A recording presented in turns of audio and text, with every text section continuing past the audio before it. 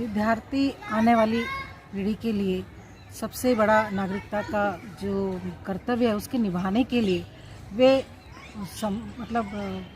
पूर्ण हो, अपने कर्तव्य को, देश के प्रति जो उत्तरदायित्व है उसको संभालने के लिए वे तैयार हों। इस प्रकार से उनकी पढ़ाई का ध्यान रखा जाए। उसी तरह से अच्छे नागरिक होने के साथ साथ में उनकी जो समस्याएं हैं आगे रोज़गार को लेकर के, वे भी समस्याएं दूर हों। कि जैसे कि मैंने पहले भी आपके इसमें SRTV में बताया था, बहुत अच्छे अच्छे काम आप लोग संभाल रहे हैं हर बार जनता के लिए, विद्यार्थियों के लिए, नवयुवकों के लिए और महिलाओं के लिए भी। आप SRTV जो बढ़िया काम करता है उसके लिए तो मैं बहुत साधुवाद देती हूँ आपको। पांडे जी की बहुत बढ़िया काम चल रहा है आपका, और मुझे खुशी है कि मैं आप लोगों से जुड़ी हुई इस TV चैनल से। तो गणराज्य दिवस की सभी नागरिकों को बहुत बहुत शुभकामनाएं। हमारा ये गणतंत्र दिवस चिरायु हो और सदा हम उन्नत होते रहें, देश उन्नति की ओर बढ़ता रहे, मेरी यही शुभकामना है। और जिस तरह से एक बड़े वृक्ष के नीचे सभी लोग बहुत अच्छी तरह से जीते हैं, धूप छाँव से बचे रहते हैं और अपना संरक्षण रहता है, उसी प्रकार से इस देश को आज 72वां गणतंत्र दिवस मनाया जा रहा है। हम सभी सुरक्षित हैं। हमारे जो शहीद हुए हैं उन सभी को मैं इस समय बहुत प्रणाम करती हूँ। और उसी के साथ में जो हमारे दयानंद सरस्वती, लाला लाजपत राय, हमारे प्रधानमंत्री पंडित जवाहरलाल नेहरू जी, जिनकी अध्यक्षता में यह सब संविधान लागू हुआ था, उसके लिए भी, उनके विचारों से भी हम लोग प्रेरित हों। क्योंकि जो भी है, देखिए, नींव जहाँ से शुरू हुई है उस नींव को हमें नहीं भूलना चाहिए।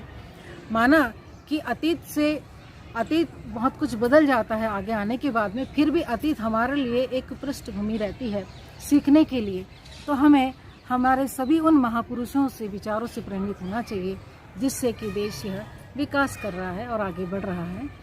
मैं दूसरा ये चाहती हूँ कि गणराज्य दिवस हमारी जो एक एक व्यक्ति का जो मान है वो संविधान में बहुत है, और संविधान का लागू होना हमारे लिए बहुत बड़ी अहमियत रखता है।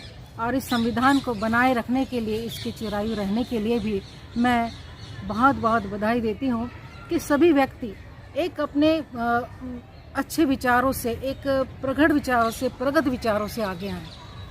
कि मौलिकता जिसे कहते हैं वो मौलिकता आनी चाहिए, तभी हम लोग सोचेंगे कि हम एक जो पीढ़ी है आगे आने वाली कुछ नया कर दिखाएगी, जिसको हम कहते हैं। निराला जी की एक कविता है बहुत अच्छी, नवगति नवलय ताल छंद नव, नवल जलद मंद्र रव, नव नव के नव विहग वृंद को, नव पर नव स्वर दे, वरदे वीणा वादिनी वरदे।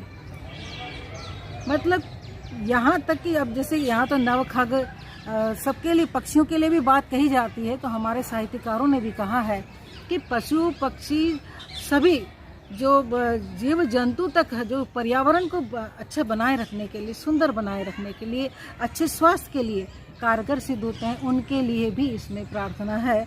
और नवगति नवलय ताल छंद नव, इस कविता में निराला जी ने जो है हर बार एक नए की आकांक्षा की है। नई पीढ़ी से वो चाहते हैं कि कुछ नया करना है, कुछ नए विचार सामने आने चाहिए, नवगति आना चाहिए। यहाँ तक कि जब चीज़ें आ चुकी हमारे पास में, चाहे वो अधिकारों की हो, चाहे किसी प्रकार के औद्योगिक विकास की हो, तो यहाँ पे साथ में कृषि विकास, जिसका कि आज मसला बहुत ज़्यादा है। मैं सोचती हूँ कि कृषि विकास की तरफ ध्यान देना बहुत ज़्यादा ज़रूरी है। क्योंकि जो जनक जिसे हम कहते हैं, भारत का जनक कहा जाता है किसान, अगर पिता स्वयं ही अगर सुखी नहीं है तो देश कैसे सुखी रहेगा। तो हमें सबसे पहले हमारे कृषि उद्योग के बारे में भी बहुत अच्छा विचार करना चाहिए। उनकी मांगों को लेकर के जो बात अभी तक तय नहीं हुई है पूरी तरह से, वे भी अटल हैं, सरकार भी अटल है। तो मैं चाहती हूँ कि कुछ एक समन्वय का तरीका अपनाया जाए और इस मामले को भी जल्दी से सुलझाया जाए, ताकि हमारा देश, मैं तो कहूँ जब गणराज्य दिवस आया ही है तो इस पर कुछ ऐसी खुश खबर उन्हें मिले कि जैसे हर किसान के चेहरे पर हंसी आए। क्यों, किसान का चेहरा हमेशा दुखी ही नज़र आता है और ऐसी बातें सुनी जाती है जिससे कि मन प्रसन्न नहीं रहता है। तो उनके हित की भी बात रहनी चाहिए। जैसे कि संतों की परिभाषा यूँ तो बहुत कुछ है, पर बहुत पहले मैं आकाशवाणी में एक बढ़िया सुना करती थी संतों की परिभाषा कि संतन के मन रहत है सबके हित की बात, घट घट देखें अलख को पूछें जात न पात। संत वही है जिसके मन में सभी के दुखों का अंत कैसे हो इस बारे में जो विचार करता है वह संत होता है। हमारा धर्मनिरपेक्ष यह जो राष्ट्र है ये सदा आगे बढ़ता रहे, सब लोग सर्वजन हिताय सर्वजन सुखाय की जो भाषा है, जो बात है, जो वचन है वह यहाँ पर लागू हो और हर व्यक्ति प्रसन्न रहे, खुश रहे। आगे जो औद्योगिक क्रांति हो रही है उसके साथ में कृषि क्रांति भी आए और उसी के साथ में जो यहाँ का व्यक्ति है जो भी नागरिकता अपने नियमों को लागू करे और इसके साथ ही संविधान में जो बातें हैं उन पर भी अमल करे। और मैं एक बात बहुत महत्वपूर्ण मुद्दा ये उठाना चाहती हूँ कि आज पहले कहा जाता था कि स्वर्ण जयंती भी मनाई जा चुकी, हमने संविधान की गणतंत्र दिवस की, कि हिंदी को लागू किया जाए। देखिए, भाषा एक बहुत बड़ा अंग होती है किसी भी देश का। माना कि यहाँ पर बहुत बोलियाँ, बहुत भाषा है, लेकिन फिर भी सर्वोपरि कोई एक भाषा तो है जो सबको बांधे हुए है। तो हिंदी भाषा ने सबको एक सूत्र में बांधा हुआ है। तो हिंदी भाषा को भी संवैधानिक रूप कि यही इस देश की एकमेव भाषा है जिसे सभी ने सहृदय से स्वीकार किया है। इस हिंदी भाषा की तरफ जरूर से ध्यान दिया जाए ताकि हम गर्व से कह सके कि हम सब मिलकर हैं और हमारी अपनी ये एक भाषा है जो कि प्रतिनिधित्व करती है भारत का। और हमारे जो बच्चे हैं, देखिए अभी इस समय में हम यहाँ के सेमिनरी हिल जो बड़ा प्रसिद्ध जगह है, बड़ी प्रिय जगह है सभी बालोद्यान की, तो यहाँ पर सभी बच्चे अच्छे बढ़िया खेल रहे हैं, खुश हैं। तो इन प्यारी प्यारी बच्चों के चेहरे पर हमेशा मुस्कान रहे, इनकी शिक्षा पर, इनके आनंद पर, इनकी खुशियों पर ध्यान रखा जाए, क्योंकि यही वह बीज है जो आगे बड़ा पेड़ बनेंगे और इस देश का विकास करेंगे। आज और कुछ मेरा ये कहना है कि प्रेरित हम बाहर से तो होते ही हैं, लेकिन कुछ हमारे भी अर्जित गुण रहते हैं जो हम इस समाज से लेते हैं।